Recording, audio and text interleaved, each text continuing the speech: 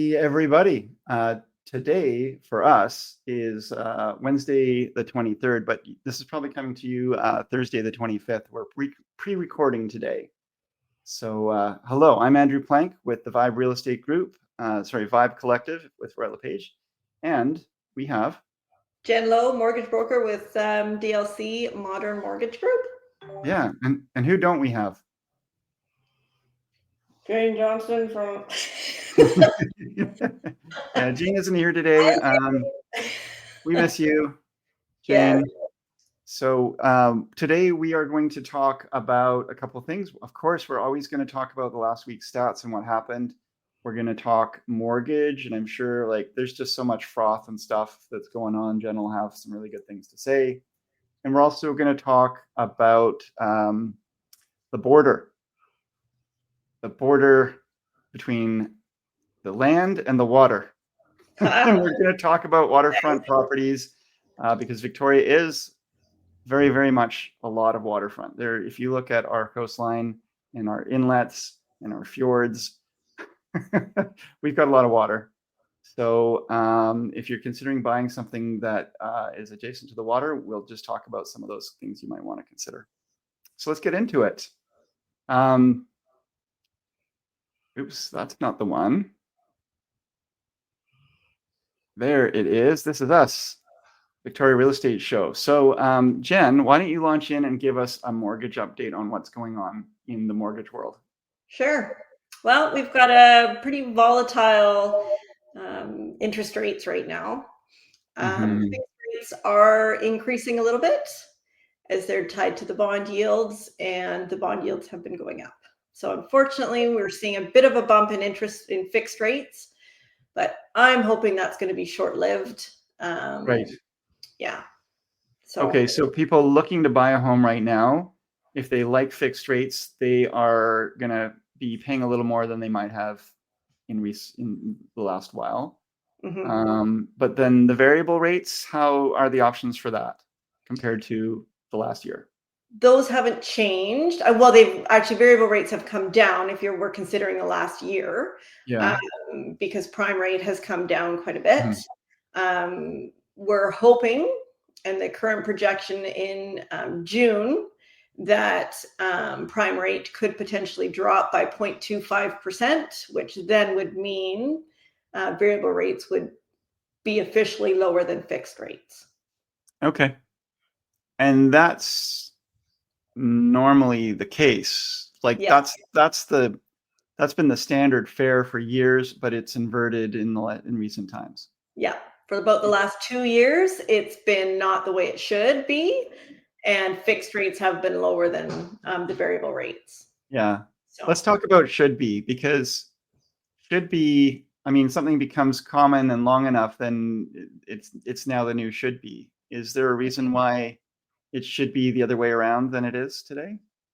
Well, when we look historically, I mean, over the last 40 years, that's normally the way it is.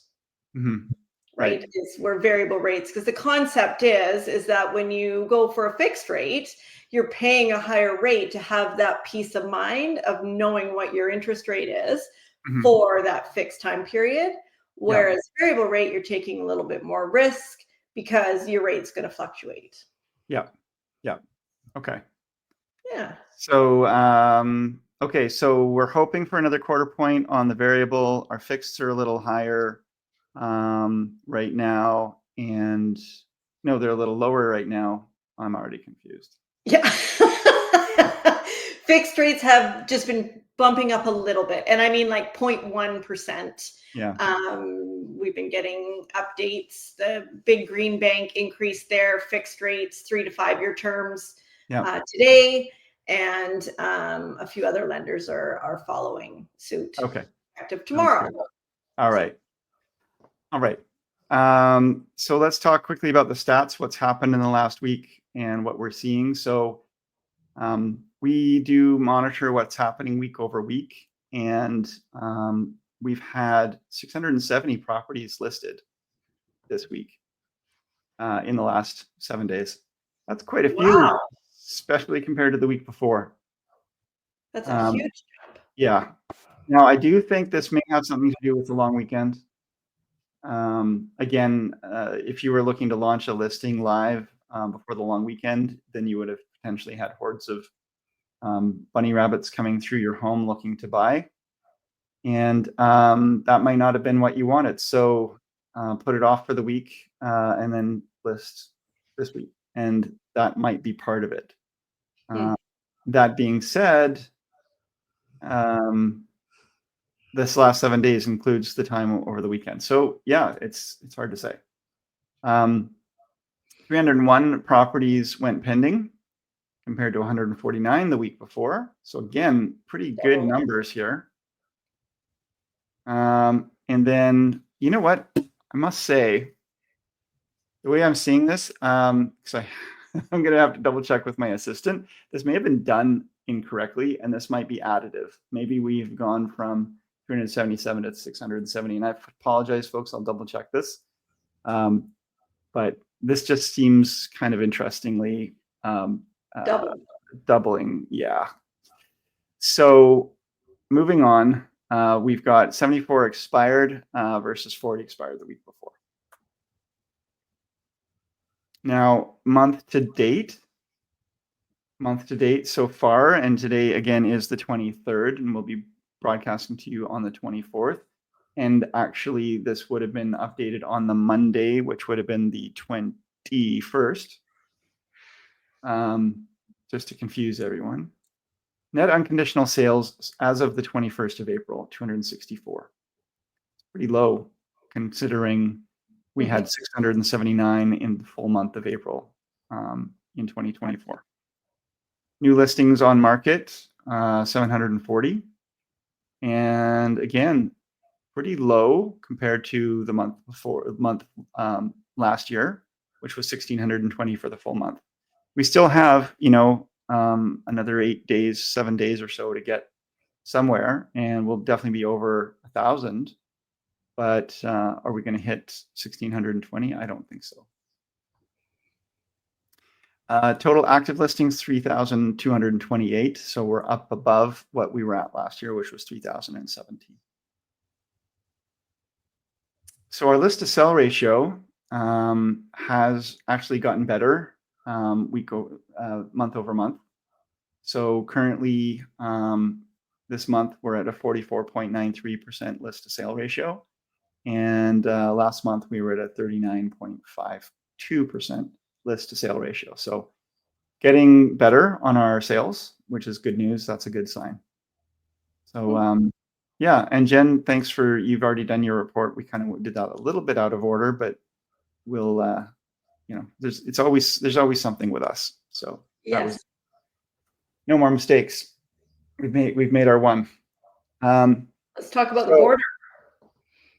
What's that? Let's talk about the border. Yeah. Navigating the edge. So let's get in here with. So did a blog post the other day about foreshore rights, docks, archaeological awareness, and we'll talk on the basics of this. Don't want to get into the weeds too much. Just keep it short and sweet and highlight that when you're buying a property that's near the water, some people think, hey, I'm buying waterfront and I own the beach and I own the ocean in front of it. And that's absolutely not true. Your ownership really just goes to the high watermark line, and anything below that high watermark line is actually is actually not yours. So that is something to look at. So we've got foreshore, aquatic crownland, and there's what's called the natural boundary. And foreshore is that strip of land situated between the high water mark and low water mark of streams, rivers, lakes, and the ocean. So in tidal areas, that's the high tide, low tide, kind of the highest high tides and the lowest low tides. In non-tidal areas, it's what is kind of the natural rhythm over the year of the high and low points of the lake or river. So beyond that, it's aquatic crown land. And that's all land, which includes the foreshore, from the high water mark outwards. And that's going to be, it says provincial jurisdiction. I always thought that was federal, but I think it's saying that's provincial jurisdiction.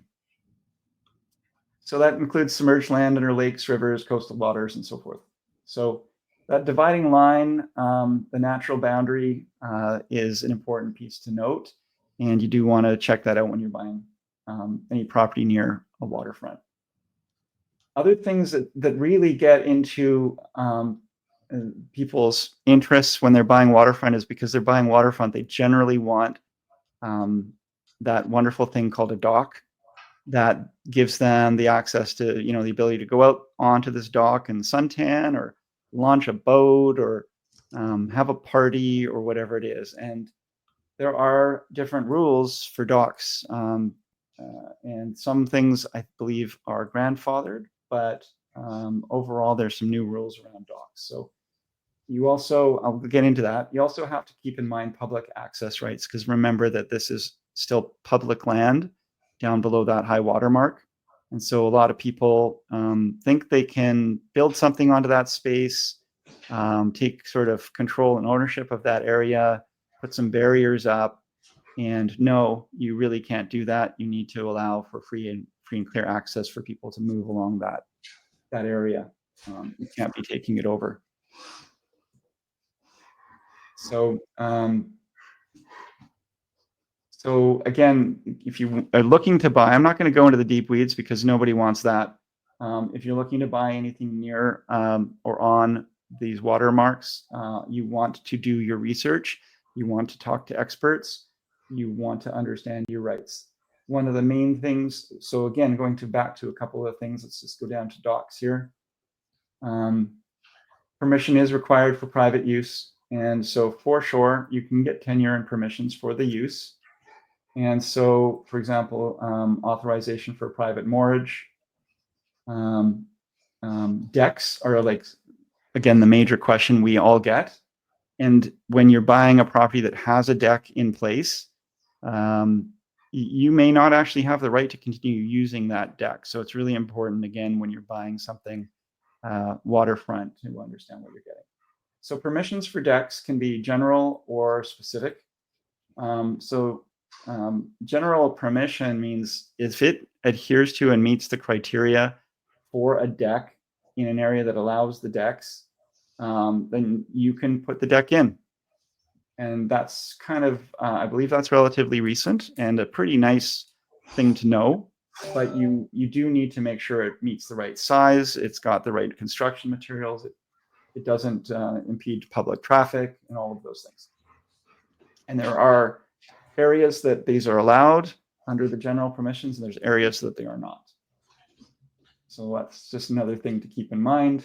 And so again, the general permission, it's only if all the strict criteria are met, and then you can, you don't really need to make an application. You can build your dock and away you go. There's no application fee, there's no ongoing rent. If you need specific permission, then you're going to have to make a formal application to Front Counter BC, who is the body that deals with, collects the fees, and administers, I guess, the rules. So that's a good place for you to check out. And then there's some additional requirements under the provincial authority that you want to make sure you comply to. And there is an application process for that specific permission, and we've outlined it here for anybody who does want to go through that process. I would just double check because we used AI to help build this. It's not always fully correct. But this is a fairly comprehensive, good checklist for folks to get started. Now, are there different rules for fresh and salt water? Fundamentally, they're equal between fresh and salt water for these legal principles. Crown still owns the provincial Crown, owns the aquatic land below the natural boundary in both contexts. And public rights exists for public access rights exist on the foreshore still. So not really legally a different definition between saltwater and freshwater, which surprised me, honestly. I always thought it was that. And then The other thing, and this really catches a lot of people who are looking to buy, and it could be you could be buying a place anywhere, but the chances are much improved. The chances, what's it called? The possibility is much higher of finding an archaeological site, something of significance, when it's near the water, because of course humans love to live near the water, and there would possibly be found some evidence of past human habitation that could then flag this as an archaeological site. And at that point, development will be limited around the area that archaeological item or area was identified. So you want to definitely check the Heritage Conservation Act. They do have maps of areas that they have already identified of interest. It might be you're buying a property that already has this identified, and it's not easy. It's not something you're going to just see on a general map on Google Maps. It's not something you're going to see on the title of the property. It's something you have to go doing a little bit of digging for.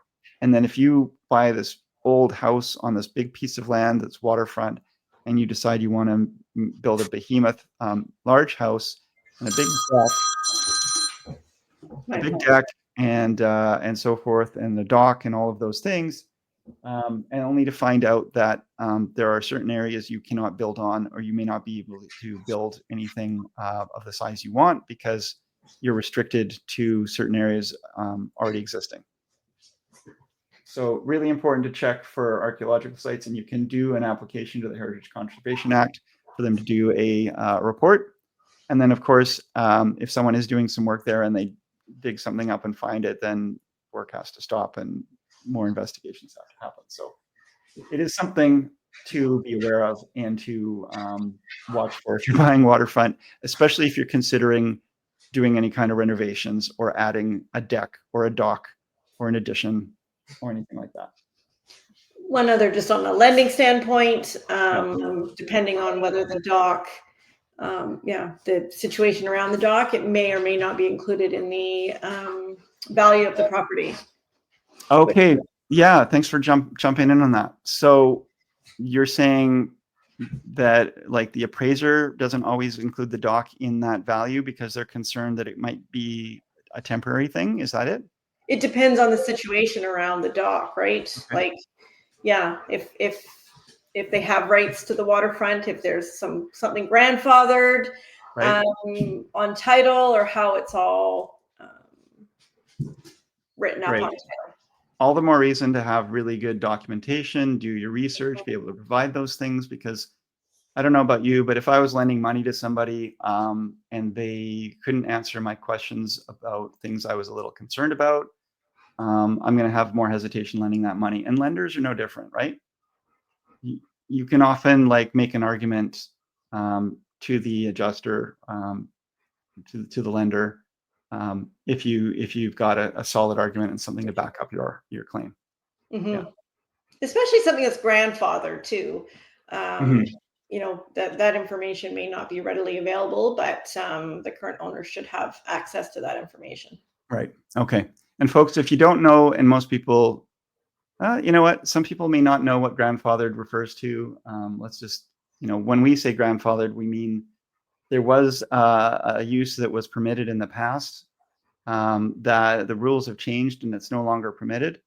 But because it was existing and was installed while that was permitted, it's still allowed to remain substantially as it is. And you'll see that with some, let's say there's a shed down by the water line, and nowadays you may not be able to build a shed because of riparian areas, setbacks. This doesn't actually go into, I didn't see anything about riparian areas in this report here, but riparian areas are those areas that are kind of marshy, not exactly waterfront. They're definitely waterfront, but they're ecological, environmental significance. So you can't necessarily build near a riparian area. So maybe there's an old shed there. It was built back in the 20s. It's in okay shape, but it's not in great shape. You're not really able to expand on that shed and the footprint on it. As long as it exists, you can continue to use it. You can repair it. But if it ever burns down completely, you're probably not able to rebuild it. Because the grandfathered does mean you can continue to use it as it is, but it doesn't mean necessarily that you can make changes to it. Yeah. So there's things to double check on that. But I thought I'd go down that rabbit hole because it's an interesting side conversation. There's a lot of things that get grandfathered, like, well, there's new building code all the time. And they're not tearing down old houses because they were built with some asbestos content, or the railings have large gaps that a kid could get their head through. But nowadays, you're not going to get away with building a property like that. Yeah, so, exactly. Yeah. Okay. So that's kind of all I wanted to say is, awareness for anybody who's looking to buy a waterfront or water area property. Also, as I said, be aware of riparian areas, which we didn't really get into in this article. There are things that will impact your foreshore rights and your value, and can impact your usability.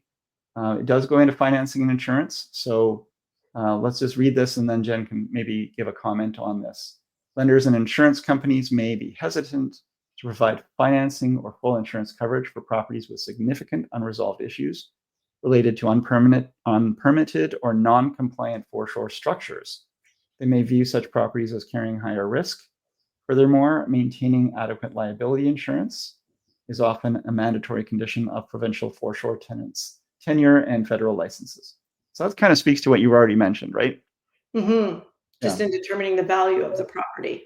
Yeah, they're not going to consider the value of something that is at risk of being removed because it's grandfathered. And if there was a problem with that, it's not going to be able to rebuild the way it was. So, okay. So people access this? This is on your blog. Yeah, so go to the realvibe.ca website. That's realvibe.ca. And under the news section, which is our blog section, you'll find this. And you can also just Google the Vibe Collective, and then this is called Navigating the Edge, Foreshore Rights, Docks, and Archaeological Awareness for Greater Victoria Waterfront Properties. Okay. That's awesome. Yeah. So that's that. We can move on, and that was great. So, hey folks, if you like what you're seeing, if you like what you're hearing, please just hit that like button so that you get we get a little bit more boost out there, and that you maybe get a notification, especially if you subscribe. We'd love to hear your comments and feedback. And obviously, if you know somebody who could make use of this information, please share it. We'd love to get this moving far and wide. So if you also want to talk to me about anything real estate related, I also like to talk about any other subjects, but that's a whole side matter. Give me a call. I'm at 250-360-6106, and you can email me at info@andrewplank.com. My website is andrewplank.com, and as mentioned, realvibe.ca. Jen. Awesome. Yeah, I am at 250-217-4925. Email is jen@jenlow.ca, and my website is jenlow.ca. Great. And then we've got Jane, our missing Jane, and she is with the Briar Hill Group. She is licensed with Remax Camosun. She can be reached at 744-0775. So text her and ask her where she is. And she is available by email at jane@briarhillgroup.com. And you can find more information on her website, briarhillgroup.com, as well. So thanks. We're the Victoria Real Estate Show. We come to you Thursday mornings, generally at 9:30 a.m. Sorry we weren't live today, but I don't think anybody will miss that. And any last comments there, Jen? I'll look forward to chat with you again next Thursday at 9:30. Absolutely. Looking forward to it as well. Have a All right, great folks. Thanks so much. Bye now. Bye now.